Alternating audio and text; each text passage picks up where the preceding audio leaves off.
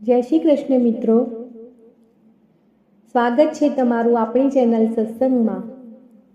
આજે આપણે સાંભળીશું પુરુષોત્તમ માસ અધ્યાય 4 અને મલમાસની દુઃખદ કથા।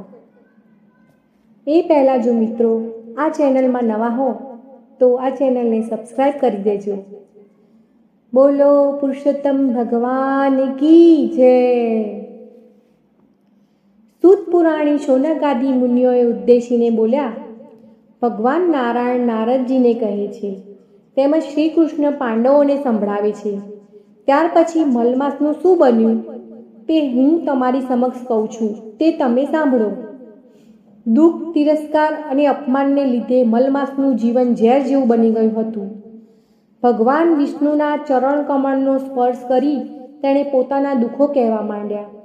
હે દયાસાગર, હું કંઈ ન સૂઝવાથી અકળાયેલો ને મૂંઝાયેલો હું આપના શરણે આવ્યો છું। લોકોએ મારો તિરસ્કાર કરી હળધૂત કર્યો છે। હું અનાથ છું, આપ મારું રક્ષણ કરો। મલમાસ નામ આપીને મારા ભાઈઓએ મારું ઘોર અપમાન કર્યું છે, મારું જીવન અસહ બનાવી દીધું છે। મારો કોઈ અધિષ્ઠાતા નથી। આ 30 દિવસ દરમિયાન સૂર્યનું સંક્રમણ અટકી જાય છે, આથી મને હળધૂત કરવામાં આવે છે। પ્રભુ, આપે દેવકીને કંસના ભયમાંથી મુક્ત કરી હતી। યમુનાના વિસ્મય જળથી મૃત્યુ પામેલ ગોપ બાળકોને આપે સજીવન કર્યા હતા। દુષ્ટ દુશાસનના હાથમાંથી દ્રૌપદીને બચાવી હતી, તો શું આપ મારું રક્ષણ નહીં કરો? કુબ્જાને તાણનાર અને ગજેન્દ્ર હાથીને મોક્ષ આપનાર એવા આપ મારો ઉદ્ધાર કરો। આટલું કંઈ મલમાસ પોકે પોકે રડવા લાગ્યો। ભગવાન વિષ્ણુ તેની પ્રત્યે દયા લાવી બોલ્યા, બસ, દુઃખના સમયમાં ધીરજ ધારણ કરવી જોઈએ। રડવાથી કંઈ વળતું નથી। મારી શરણે આવેલ કોઈ પણ દુઃખી સંકટ મુક્ત થયા વિના પાછો ફરતો નથી। મારા ધામમાં અને મારા શરણમાં દુઃખ કે શોકનું તેમજ મૃત્યુનું નામ નિશાન જોવા નહીં મળે। હું તને દુઃખમાંથી મુક્ત કરીશ। તારે જે કહેવું હોય તે ધૈર્ય અને શાંતિથી કરવું। ભગવાન વિષ્ણુના આવા વચનો સાંભળી મલમાસને આનંદ થયો। તે 2 હાથ જોડી બોલ્યો, હે પરમ કૃપાળુ, મારા દુઃખ મેં આપની સમક્ષ જાહેર કરી દીધું છે। મારો તિરસ્કાર ન થાય, મારા જેવા અન્ય માસો, પક્ષો અને તિથિઓને જેમ અધિષ્ઠાતા દેવ છે તેમ મારો પણ અધિષ્ઠાતા સ્થાપિત કરો। આ માસમાં શુભ કાર્યો થઈ શકે તેવી આપ કૃપા કરો। લોકો મને મલમાસ ન કહે તેને માટે મારું યોગ્ય નામકરણ કરી આપો। આપ બિન દયાળુ છો। મારા ઉપરના કષ્ટો અને મરણ તુલ્ય લાગે છે, મને તેમાંથી ઉઘારો। આમ કહીને મલમાસ મૂર્છા પામી ભગવાન વિષ્ણુના ચરણમાં ઢળી પડ્યો। શ્રી ભૂમ નારાયણ દિવ્ય પુરાણના પુરુષોત્તમ મહાત્મ્યનો મલમાસની દુઃખદ કથા નામનો 4થો અધ્યાય સંપૂર્ણ। હવે પુરુષોત્તમ માસની પાવન કથા સાંભળીએ। મુગ્ધાની કથા। અવંતીમાં વિષ્ણુદેવ નામનો બ્રાહ્મણ રહેતો હતો। તેને દેવલ અને માધવ નામના 2 દીકરા હતા। ઉંમરલાયક થતાં બંને દીકરાઓને પરણાવ્યા। દેવલની પત્નીનું નામ રૂપવતી હતું। તેના નામ પ્રમાણે તે સ્વરૂપવાન હતી, પણ તે ઈર્ષાળુ અને કપટી હતી। માધવની પત્નીનું નામ મુગ્ધા હતું। તે સૌને મુગ્ધ કરે તેવા ગુણવાળી, સુશીલ, સ્નેહાળ, દયાવંત, સરળ સ્વભાવની ભલી ભોળી હતી। સમય જતાં વિષ્ણુદેવ માંદો પડ્યો અને મરણ પામ્યો। હવે ઘરની જવાબદારી દેવલ અને માધવના માથે આવી પડી। થોડા સમય સુધી તો તેમણે જેમ તેમ ચલાવ્યું, પરંતુ બાપની ઝૂંપડી ખલાસ થતાં તેઓ મૂંઝાયા। જીવન નિર્વાહ માટે બંનેએ મહેનત કરવામાં કચાશ રાખી નહીં, પરંતુ ભાગ્ય પાછરું નહીં, તેથી તેમને કંઈ લાભ મળ્યો નહીં। બંને ભાઈઓએ વિચારવા લાગ્યા કે અહીં આપણી વિદ્યાની કદર થતી નથી અને નસીબ પણ કંઈક વાંકું લાગે છે, માટે પરદેશ ખેડવો। પરદેશમાં સારી કમાણી કરી શકીશું, ત્યાં આપણી વિદ્યાની કદર થશે। આમ બંને ભાઈઓએ પરદેશ ખેડવાની તૈયારી કરી। જતાં પહેલાં માધવને થયું, મારી ગેરહાજરીથી મારી પત્ની મુગ્ધા અકળાશે અને મૂંઝાશે, માટે મોટી ભાભીને ભલામણ કરતો જાઉં। આમ વિચારી તેણે જતી વખતે ભાભી રૂપવતીને કહ્યું, ભાભી, તમે ઘરમાં વડીલ છો, સમજદાર છો, મારી ગેરહાજરીમાં તમે મુગ્ધાનું ધ્યાન રાખજો। તેને ઓછું આવવા દેશો નહીં। કોઈ વેળા તેનાથી કોઈ ભૂલ થઈ જાય તો તમે મોટું મન રાખી તેને દોરવણી આપજો. બંને હળીમળીને રહેજો. બંને ભાઈઓ પરદેશ કમાવા માટે ગયા. પછી રૂપવતીએ પોતાનું અસલી સ્વરૂપ પ્રગટ કર્યું. તે મુગ્ધાને કારણ વગર પજવવા લાગી અને જેમ તેમ બોલવા લાગી. એક દિવસ રૂપવતીએ રાંધવાની બાબતમાં મુગ્ધા સાથે બહુ ઝઘડો કર્યો. તેને ધક્કા માર્યા, ઠોસા માર્યા, તમાચા માર્યા અને હડસેલો મારી ઘરમાંથી મુગ્ધાને બહાર કાઢી. તે તો રોતી કકડતી પહેરે કપડે ઘરની બહાર નીકળી ગઈ અને થોડે દૂર એક ઓરડી ખાલી પડી હતી તેમાં જઈને રહી. ત્યાં આજુબાજુ રહેતા લોકોને મુગ્ધાની હાલત ઉપર દયા આવી. તેઓ નિરાધાર મુગ્ધાને વાસણ કુષણ દાણા દૂણી આપ્યા. તેથી મુગ્ધાને રાહત થઈ. તે લોકોના ત્યાં કામકાજ કરીને ગુજરાન ચલાવવા લાગી. મુગ્ધા ભોળી અને સરળ સ્વભાવની હતી. કોઈનું કામ કરી છૂટે તેવી ભોળી હતી. તે કોઈ વેળા રૂપવતીને ત્યાં ખબર પૂછવા જતી અને તેમના ઘરનું કામકાજ પણ કરી આપતી. પણ રૂપવતીને તેનો કોઈ ગુણ ન હતો. દુષ્ટ સ્વભાવની રૂપવતીમાં કોઈ સારો ગુણ દેખાતો જ નહીં. તે અભિમાનની પૂતળી હતી. તે દંભ કરવામાં પાવરધી હતી. તેઓ દંભ કરે કે ભલા છેતરાઈ જાય. ધર્મ ધ્યાનમાં જરાય શ્રદ્ધા નહીં. પણ બની ઠનીને સાંજ પડે દેવદર્શને જાય, કથા વાર્તા સાંભળવા જાય, અમસ્તું અન્ન વસ્ત્રનું દાન આપે. આ બધું તે લોકોને દેખાડવા માટે કરતી હતી. આમ કરતાં અધિક પુરુષોત્તમ માસ આવ્યો. અવંતીના નર નારીઓએ વ્રત ચાલુ કર્યા. સવારે વહેલા ઉઠી નદીએ સ્નાન કરવા જાય, કાંઠા ગોરમાની વાર્તા સાંભળે, દાન પુણ્ય કરે અને દેવદર્શને જાય. મુગ્ધા એટલી બધી ભોળી હતી કે પુરુષોત્તમ વ્રતની અને તેની મહેમાનો તેને મુદ્દલ ખબર નહોતી. જ્યારે રૂપવતીને તેણે હાથમાં પૂજાનો થાળ લઈને નદીએ નાહવા જતી જોઈ ત્યારે એને ખ્યાલ આવ્યો કે તે કોઈ વ્રત કરે છે. તે વ્રત જાણવાની ઈચ્છા થઈ એટલે રૂપવતી પાસે વ્રત શાનું છે, શું વિધિ છે તે અંગે પૂછ્યું.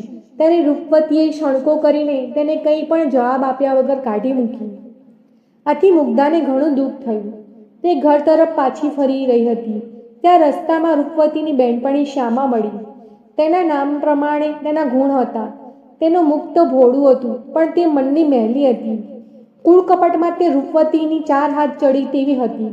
તે મીઠી મીઠી વાતો કરતી પણ તે વાતોમાં ઝેર ભર્યું હોય. મુગ્ધાને દુઃખેની નિરાશ જોઈને શ્યામા પૂછ્યું, કેમ બહેન આજે તું આટલી બધી ઉદાસ છે? તારે માથે કોઈ દુઃખ આવી પડ્યું છે? મારાથી શક્ય હશે તો હું તારા દુઃખમાં ભાગીદાર થઈશ અને તને મદદ કરીશ. ભોળી મુગ્ધા શ્યામાના શબ્દોથી ભોળાઈ ગઈ. તેણે શ્યામાને પૂછ્યું, અત્યારે બધા નર નારી વ્રત કરી રહ્યા છે. મને પણ આ વ્રત કરવાની ઈચ્છા છે, પણ હું આ વ્રત વિશે કંઈ જાણતી નથી. મારી જેઠાણીને પૂછ્યું તો તેમણે મને ધૂતકારી કાઢી. બહેન, તમે આ વ્રત વિશે જાણતા હો તો મને કહો. હલકા પ્રકૃતિની શ્યામાએ મુગ્ધાને હેરાન કરવા તેણે પુરુષોત્તમ વ્રતની અવળી વિધિ બતાવતા કહ્યું, આ અધિક માસનું બીજું નામ મલમાસ છે. આ વ્રત 2 પ્રકારે થાય છે. એક તો આ બધા કરે છે, સવારે ઉઠીને નદીએ સ્નાન કરવું, કાંઠા ગોરમાનું પૂજન કરવું, કથા વાર્તા સાંભળી, દાન દક્ષિણા કરવી, એકટાણું કરવું, પુરુષોત્તમ ભગવાનની ભક્તિ કરવી. આ એક પ્રકાર થયો. જ્યારે બીજો પ્રકાર ગુપ્ત છે. ઘણા ઓછા લોકો આ પ્રકાર વિશે જાણે છે. હું આ ગુપ્ત પ્રકારની વિધિ જાણું છું. આ બીજી વિધિ તત્કાળ ફળ આપનારી છે. તેનાથી તારું દુઃખ જલ્દી દૂર થશે. બેન, મને તમે જે ગુપ્ત વિધિવાળું વ્રત કહો છો તે જણાવો. મારે તે જ વ્રત કરવું છે. શ્યામા ખંદુ હસીને બોલી, તો સાંભળ. આ વ્રત કરવાનો સંકલ્પ કરી ગંદા પાણીથી નાહવું, ગંધાતા પાણીથી પીપળાનું પૂજન કરવું, 3 ટંક ખાવું, ખાવામાં તીખી તળેલી વસ્તુઓ જ ખાવી, ભૂલથી પણ કોઈને દાન ન દેવું, તોડિયા પડિયા બનાવી એનું દાન કરવું. તું આટલું કરીશ તો તારું બધું દુઃખ નષ્ટ થઈ તું ઘણી સમૃદ્ધિ અને સુખી થઈશ. ભોળી મુગ્ધા શ્યામાની છેતરામણીવાળી વાતથી ભોળવાઈ ગઈ. એણે તો શબ્દનું પાલન થાય એ રીતે વ્રત શરૂ કર્યું.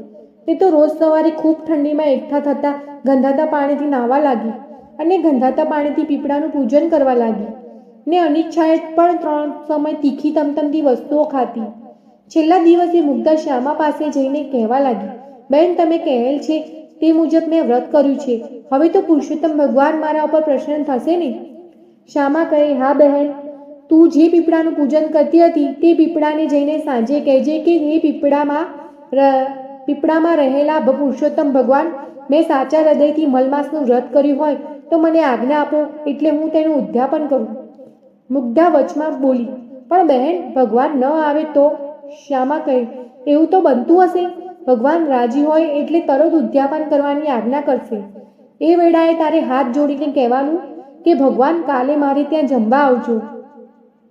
શ્યામા મુગ્ધાની ભોળપણનો લાભ લઈ તેને બનાવતી હતી.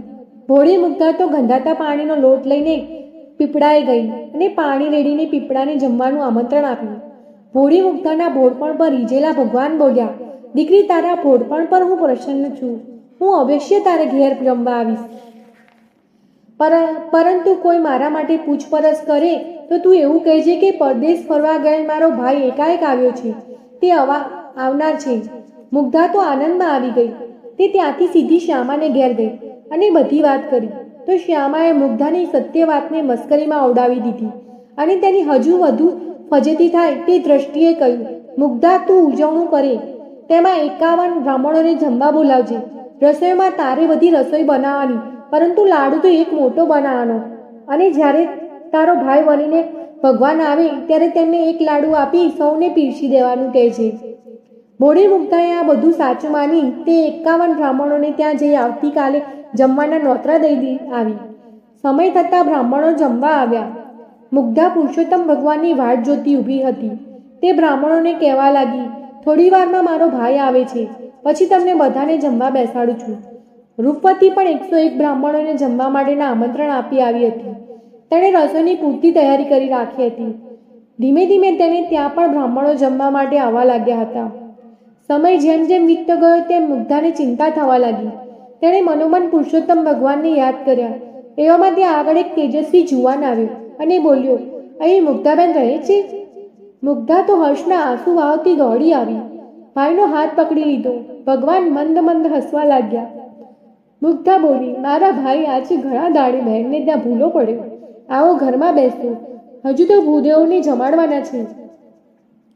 મુગ્ધાએ ભગવાનને ઘરમાં લઈ જઈ બેસાડ્યા. પછી બધા બ્રાહ્મણોને જમાવા બેસાડ્યા. પતરડા મૂક્યા. પછી તેણે ભગવાનને જ એક મોટો લાડવો બનાવ્યો હતો તે આપીને કહ્યું, આ એક જ લાડુમાં બધાને જમાડવાના છે. ભગવાને એક મોટી કઠોટ લીધી. તેમાં લાડુ મૂકી તેના પર કપડું ઢાંકી દીધું. પછી તેઓ પીરસવા નીકળ્યા. ભગવાન બ્રાહ્મણોને પૂછતા જાય અને તે કહે તેટલા લાડુ મૂકતા જાય. સાથે સાથે બીજી રસોઈ પણ પીરસાતી હતી. ભગવાન રસોઈમાં એવી મીઠાશ મૂકી કે બ્રાહ્મણો હોંશે હોંશે હરખથી જમવા લાગ્યા. જમતા જમતા તેઓને અમૃતના ઓડકાર આવવા લાગ્યા. બ્રાહ્મણો જમી રહ્યા પછી પતરાણામાં મૂકેલ પડ્યા તેઓ સોનાના દીઠા. મુગ્ધાએ દરેક બ્રાહ્મણો સોનાના પડ્યા આપ્યા. દક્ષિણામાં સોનાના પડ્યા મળતા બ્રાહ્મણો મુગ્ધાની જય બોલાવતા અને આશીર્વાદ આપતા પોતપોતાના ઘેર જવા લાગ્યા. આ બાજુ રૂપવતી 101 બ્રાહ્મણોને જમવા બેસાડ્યા. પતરાડા મૂક્યા અને લાડુ પીરસવાનું ચાલુ થયું. લાડુ મૂકતા તે લાડુ માટીના દેખાયો. બ્રાહ્મણો ગુસ્સે થઈ ગયા. બધા ઊભા થઈ ગયા અને તેઓ સમજ્યા કે રૂપવતીએ તેમની મસ્કરી કરી છે. તેથી તેની ઉપર ફિટકાર હરસાવતા બધા ત્યાંથી રવાના થઈ ગયા. લાડુ માટીના બનેલ જોઈ રૂપવતી આશ્ચર્ય પામી. તેને મનમાં સંદેહ થઈ ગયો કે પુરુષોત્તમ ભગવાન મારા ઉપર નારાજ થઈને આમ કર્યું હશે. તેણે કાને મુગ્ધાના ઉજવાણાની વાતો આવી. બધા બ્રાહ્મણો તેની રસોઈના વખાણ કરતા હતા અને દક્ષિણામાં સોનાના પડ્યા આપ્યા. તે વાત જાણી તેને લાગ્યું કે પુરુષોત્તમ ભગવાન મુગ્ધા પર પ્રસન્ન થઈ તેનો ઉદ્ધાર કર્યો છે અને મારી ઉપર તેમની અવકૃપા થઈ છે. મુગ્ધાને ત્યાં બધાએ જમી લીધું હતું. ફક્ત મુગ્ધાને જમવાનું બાકી હતું. ભગવાન મુગ્ધાના હાથમાં લાડુનો થોડો પ્રસાદ મૂકી તે ખાઈ જવા જણાવ્યું. તે પ્રસાદ ખાવાની સાથે જ મુગ્ધાનું ભોળ પણ અદ્રશ્ય થઈ ગયું અને તેની બુદ્ધિ તેજસ્વી બની અને તેના વદન ઉપર અલૌકિક તેજ પથરાયું. મુગ્ધા ભાઈના સ્વરૂપમાં આવેલા પુરુષોત્તમ ભગવાનને ઓળખી ગઈ અને તેમના ચરણો પકડી લીધા. તે બોલી, હે નાથ, મારા ઉપર આપે અનહદ કૃપા કરી છે. આપ પોતાના ખરા સ્વરૂપમાં પ્રગટ થઈ મને દર્શન આપો, મારું કલ્યાણ કરો. ભગવાન પુરુષોત્તમ પોતાના સ્વરૂપમાં પ્રગટ થઈ મુગ્ધાને દર્શન આપ્યા અને આશીર્વાદ આપીને કહ્યું, થોડા સમયમાં તારો પતિ અઢળક કમાણી કરીને પાછો આવશે. તારા પુણ્યબળના પ્રભાવે તારું આખું ઘર સુખ અને સમૃદ્ધિ ભોગવશે અને જીવનના અંતે તું તારા પતિ સદૈવ વૈકુંઠ પામશો. કપટી શ્યામાના કહેવાથી તે જે ગંધાતા પાણીથી કુંડીમાં સ્નાન કરેલ એ કુંડી હવે મુગ્ધા સરોવર તરીકે પ્રખ્યાત થશે. જે કોઈ ભાવિકા સરોવરમાં સ્નાન કરશે તેના સર્વ પાપ બળી જશે. મુગ્ધા હાથ જોડી ઊભી રહી હતી અને બધું સાંભળી રહી હતી. ત્યાં તો એક ચમત્કાર સાથે પ્રભુ અંતર્ધ્યાન થઈ ગયા. આ વાત નગરમાં વાયુ વેગે પ્રસરી ગઈ. બધા મુગ્ધાને સતી સમજી તેના દર્શન કરવા આવવા લાગ્યા. રૂપવતીએ આ બધી વાત જાણી ત્યારે તેને ખૂબ પસ્તાવો થયો. તે મુગ્ધા પાસે જઈને તેને પગે પડી માફી માંગી પોતાના ઘેર લઈ ગઈ. ત્યાર પછી દેરાણી જેઠાણી સંપીને રહેવા લાગ્યા. થોડા દિવસ પછી તેમના પતિઓ અઢળક કમાણી કરી ઘેર આવી ગયા. આ બધું પુરુષોત્તમ વ્રતના પ્રતાપે થવાથી નગરીના મોટા ભાગના લોકોએ હવે પછી આવનાર પુરુષોત્તમ માસમાં વ્રત કરવાનો સંકલ્પ કર્યો. કથા રૂડી મુગ્ધા તણી સાંભળશે જે નાર પાપો બળી જશે અને સફળ થશે અવતાર. બોલો પુરુષોત્તમ ભગવાન કી જય.